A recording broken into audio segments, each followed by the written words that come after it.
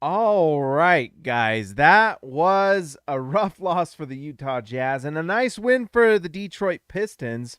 It's the Hoops Nerd post-game show. Before we get into this, before we talk about the Pistons, before we talk about the Jazz, if you're new here, make sure that you like the video and subscribe. I would appreciate it. I'm trying to get this channel to grow, and so every like, every subscribe really helps.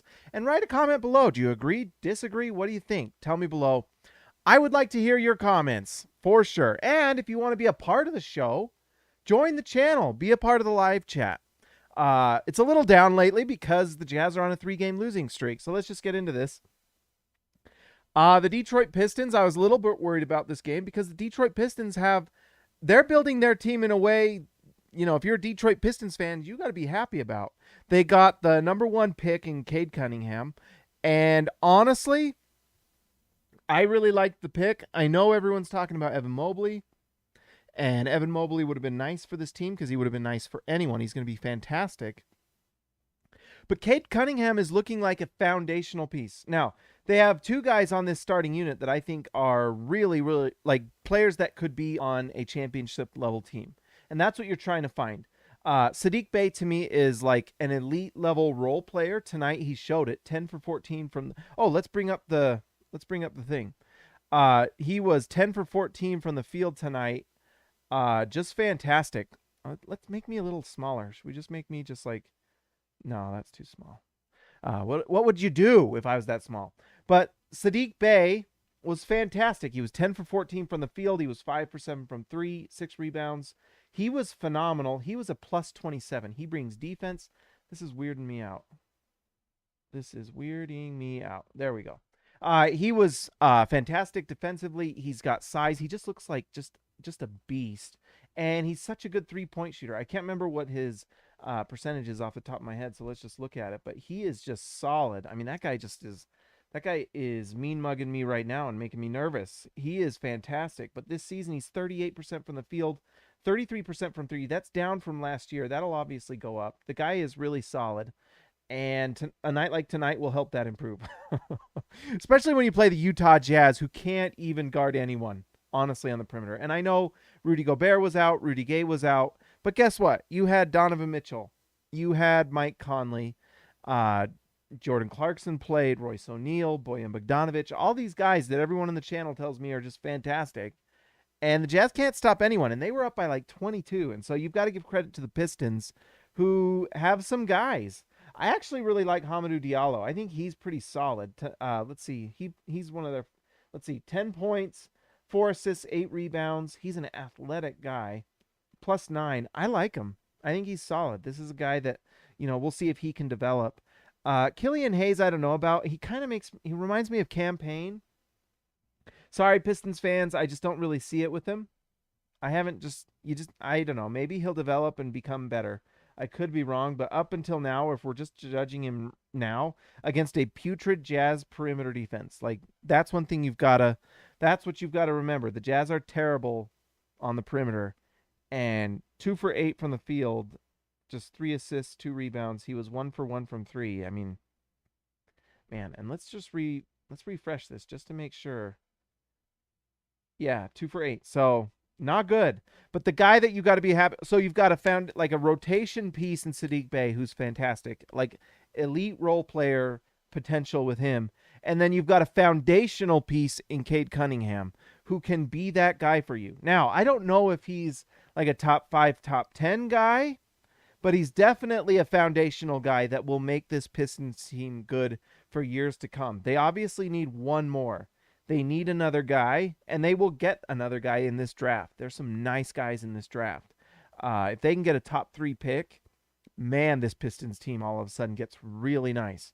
Because if you can have a duo of like Cade Cunningham and Chet Holmgren, if he's good, or someone like that in the draft who's really good. That Paolo guy, I got to do some more draft stuff, but all of a sudden you've got like a really nice team. And you know what? Isaiah Stewart is a tough guy and plays hard. He actually banged with Hassan Whiteside pretty well. I'd say in the future he's their backup center. Hamidou Diallo might be we'll see. And then Killian Hayes, I don't know. They need a better guard. But overall, you've got to like what you're seeing with this Pistons team going forward. And Cade Cunningham's performance tonight was just fantastic. You just look at this: 10 for 17 from the field, 5 for 9. He exploded in the second half. He was like 1 for 6 to start the game or something like that, and so he absolutely exploded. And he just shows everything he can do when that scoring becomes just more and more efficient, like it will. And like reminder, the Jazz can't guard anybody right now.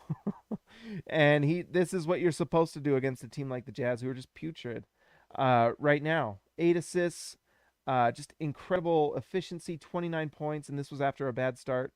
There's just not a lot else you can say. Just really, really bad. So shout out to Cade Cunningham and Pistons fans. You got to be happy. Now for the Jazz. Wow. Where do we start? All right, let's start with the good. Donovan Mitchell was good. 31 points. A little stat hunting at the very end, but he was really the only thing that was keeping this team, and Mike Conley as well. What's interesting with Mike Conley is I felt like he played well. 13 points, 8 assists. So, yeah, he did. 13 points, 8 assists, 5 rebounds. The efficiency wasn't there from 2 or 3, but he was assisting the ball really nicely. And he was a major part with Hassan Whiteside with that one stretch where Hassan was just dominating.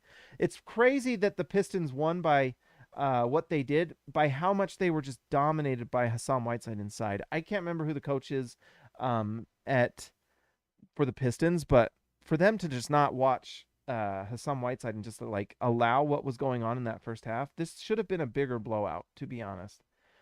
Because just what Hassan Whiteside was doing to Trey Lyles and those other guys was just, he was just dominating him. When Isaiah Stewart came back in, it put a stop to things.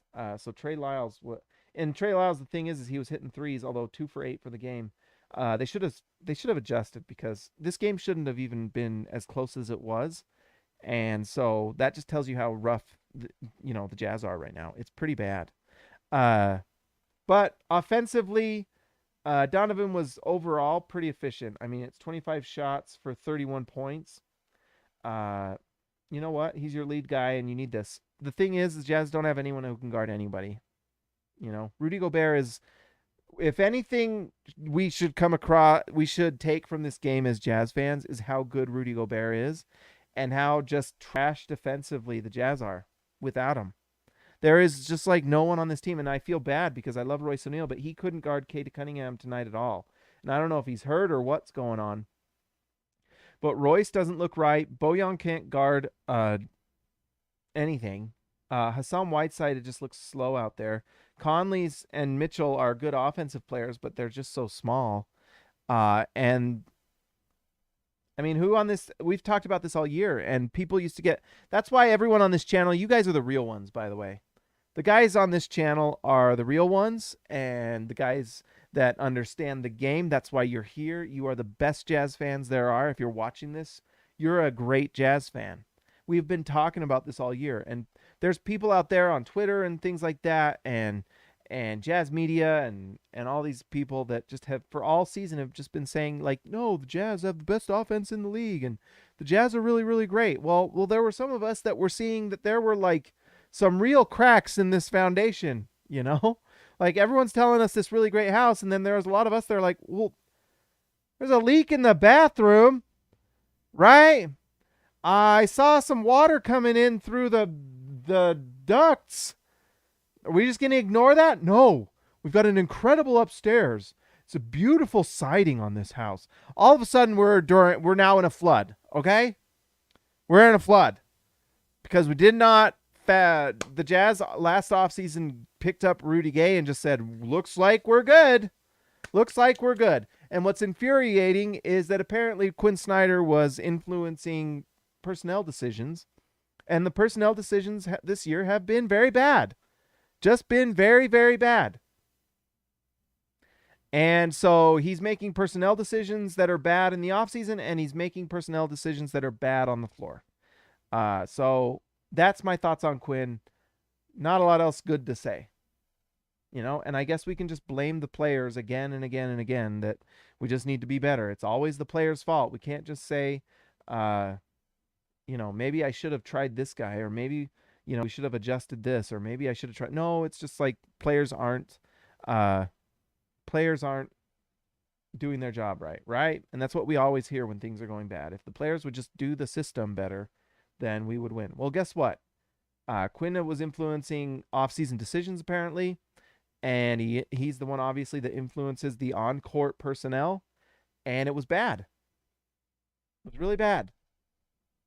And so, you know what? I don't want to hear that they just need to play better, uh, because at some point you just have to accept that certain players just can't defend. Christian DeHaas, member for 5 months, first time in the chat, happy to join. Sad game. Well, Christian, welcome to the channel. Thanks for being here. That means you are a real one, Christian, and I'm just grateful to have you. Thank you, man. It's really great to have all of you here. We got people watching after a Jazz loss to the Pistons on a Monday. Is today Monday? Yeah, I don't even know what day it is. So welcome, Christian. Everyone who's here, you're amazing. Thanks for being a part of the channel. Let's dive in. Let's see. I think Ezekiel mentioned Eric Paschall. Yes, Eric Paschall has been a light in the darkness. And this guy couldn't get on the floor. Quinn won't play him.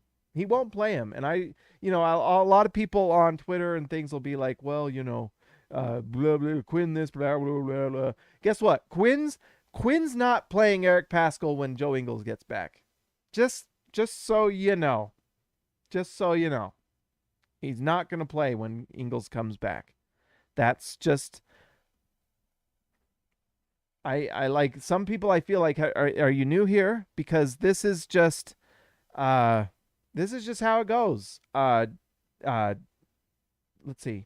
So who's out tonight, by the way, for the Jazz? We had Trent Forrest out. Trent Forrest didn't play. Quinn just didn't play him. Although wasn't he? I better be careful here. I'm on my Twitter here. Wasn't he? Well, this could get problematic quickly, so let's not get in there. Trent Forrest just didn't play. Apparently, DMP coach's decision. Denzel Valentine, the great pickup for the Jazz, did not play. And so, no, he did not. I would just say that Trent Forrest didn't play, and maybe Quinn's kind of out on him. I don't know. But I tell you right now, I'm kind of glad he didn't play. If I just see Quinn do one more move this year where he's just not developing certain players, I'll lose my mind. And what makes me really sad is this team could have had Moses Moody or someone like that, and we could have been developing him. And so I don't know. It's just depressing. And we get this nice draft pick in Jared Butler, who everyone was excited about, had a really impressive preseason, and he can't get on the floor, and he looks really like he just looks like his confidence is crushed. And what's worse is that the Jazz didn't pick him in the first round, which was a mistake. And they pick him up in the second round, luckily. But what that means is that he has 2 years on his contract. And then I'm not completely sure. I believe you get bird rights with second round picks. Let's look. Do teams get bird rights with second round picks? Let's see. Bird rights. Let's see. He finishes a third season with a team after having only signed for a partial season. He signed for a full season. Let's see. Bird rights. Following scenarios. I mean, I think the Jazz have his bird rights, so I think that they can offer him more years if he turns out to be good. The problem is that the Jazz, we don't know how good Jared Butler is. After that last game, I think we saw that Jared Butler has a real shot at being a nice player in this league. At the very least, a nice backup point guard, at least. But we don't ever see him on the floor, and so it's frustrating. And this is the team that Quinn's been playing. I know Rudy Gobert's out and Rudy Gay's out, but guess what? We had Eric Paschall have a nice night, so I don't think you're really missing Rudy Gay very much tonight because Paschall played nicely. He missed 1 3, but he was 4 for 6 from the field, and he brings that energy and athleticism that the Jazz desperately need. But the guys Quinn's always playing: Royce O'Neal, Bojan Bogdanovic, Hassan Whiteside, backup center, is playing at main center. Mike Conley, Donovan Mitchell, Jordan Clarkson. -22, -22, -20, -10. It's interesting these two were positive, and that's because of that second quarter where Mike was so good with Hassan. But then they adjusted in the second half. These are the guys. This is the team. And it's not working. If you can't stop the literal worst, I mean, the Detroit Pistons are young. They are the most inefficient offense in the NBA this year. And they Jazz couldn't get a stop against them. If you can't stop the Detroit Pistons, spare me any thoughts about being able to stop, the Phoenix Suns and the Golden State Warriors with Clay back. I mean, spare me. Right, it's just not happening. I got like a freaking hair on my mic here again. It's like rubbing on my face. Anyway, so that's just disappointing. And so I don't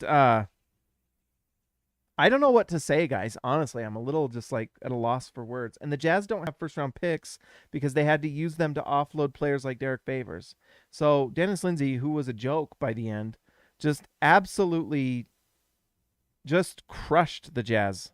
And our coach Quinn Snyder kept a trade from happening that might have gotten the Jazz another nice young player to develop. And we talked about this a few days ago. You have to play your young players because you need them on your team because of their contracts. If you want to have long sustained success, like you have to have Jared Butler's playing and Eric Pascal's and guys like that on lower contracts, because guess what? You're not going to always be able to keep guys like Bojan Bogdanovic, who is a nice player, but he makes a lot of money. And when it comes to like being over the cap, when you have Donovan Mitchell and Rudy Gobert on supermax level contracts, it's really hard to keep a guy at this number. And that's why you're always trying to draft athletes and you're trying to pick up guys like Danuel House could probably start for this team. I know the numbers aren't quite perfect, but someone like that on a lower contract can keep you below that tax threshold while also keep you competing. And that's why someone like Danny Ainge came in, because the Jazz have made some absolute putrid decisions the last 2-3 seasons. And they're paying for it big time. I like Mike Conley and Donovan Mitchell. It's a fantastic offensive backcourt. It struggles defensively. It's just not big. And so this position and this position has to be good defensively. They have to be. And I don't know if Royce is hurt or what's going on, but he was not good enough tonight defensively. He just wasn't. And Bojan's just not a good defender at this point. Sorry, he's just not. In certain situations, he'll have a good game. When he's playing someone with size who's not super fast, then Bojan can kind of hold his own. But in most situations, he's just not. Like tonight, like Cade Cunningham just went off, and so did Sadiq Bey. It just 4 for 7 for Hamidou Diallo, 71% from the field for Sadiq Bey, 10 for 17 for Cade Cunningham. It's rough. And then even like Corey Joseph, even Trey Lyles got some buckets tonight. It's just pain. It's just stab in your back. It just hurts. So it's really rough. It's really rough right now. And, the Jazz don't have a first round pick until like 2026 because they've just absolutely wet the bed with their other picks. That Derek Favors contract was just, I tried to be positive and you get excited because then you think, wow, if Favors can just be high level as a backup for 10, 15 minutes, but they gave him $10 million a year. That was such a bad contract. And they had to give a first round pick. And honestly, why did you give up a first round pick to offload it? You know what I mean? Just release and extend it. You know what I mean? There were other things they could have done. There's things where you can like cut a player and just like, we'll pay you $1 million a year for 10 years or something, and just spread it out so you don't have that much cap hold on your thing. Then you can keep your first round pick. And instead it's like you compound bad decisions with bad decisions, guys. Really bad. Really bad.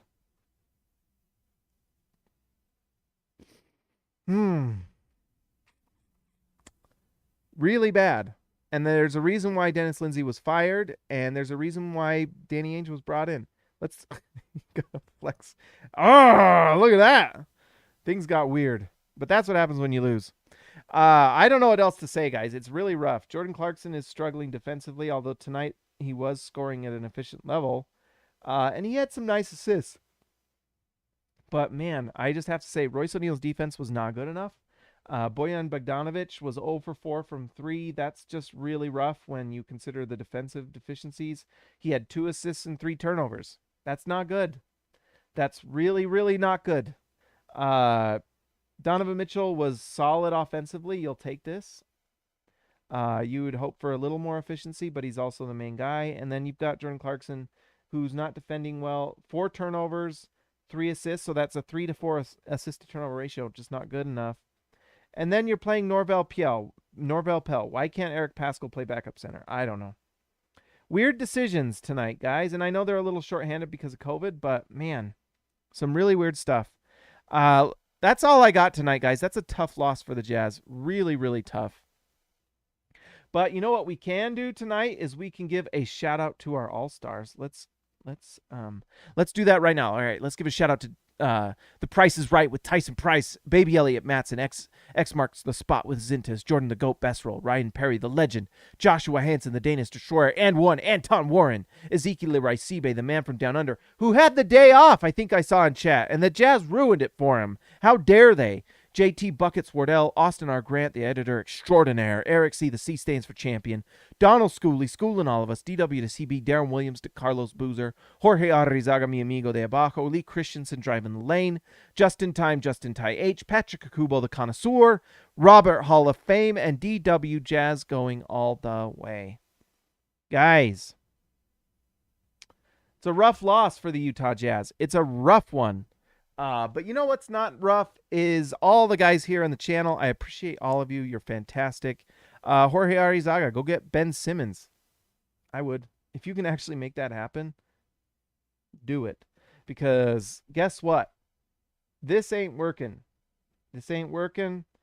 A lot of things ain't working. Although I'm not quite sure the Jazz coach could actually incorporate Ben Simmons in an effective way. I don't know. At least quickly. No.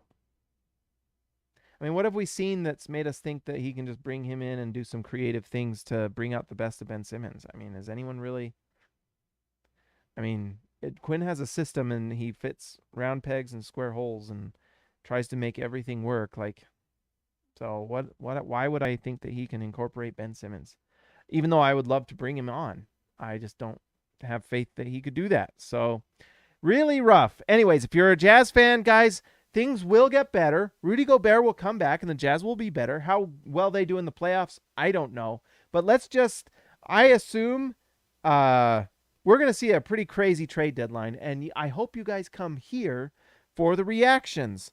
And if you haven't already, subscribe to the new NBA channel. I know I haven't gotten a second video up yet, but I will. I am trying. But it's just time for me, all right? But we're going to start getting more of those up. If you haven't already, like and subscribe to the channel, and I would love for you to join. Oh, and we'll end with that. John Collins not happy at all at Atlanta. Can we go get John Collins? Go get somebody. Things got to change. A lot of things. A lot. Anyways, guys, if you haven't already, like and subscribe. I will talk to you next time.